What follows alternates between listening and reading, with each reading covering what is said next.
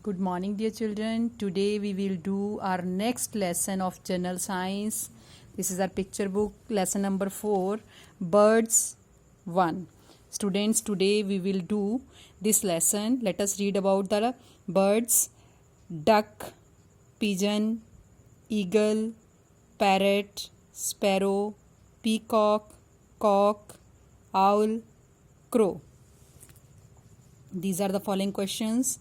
Students, you have to learn this question. Number 1 question: which is our national bird? Answer is peacock. Our national bird is peacock. Number 2: which bird is seen only at night? Answer is owl. Third question is: which bird you like most? Answer is parrot. Students, you have to learn these 3 questions. Thank you.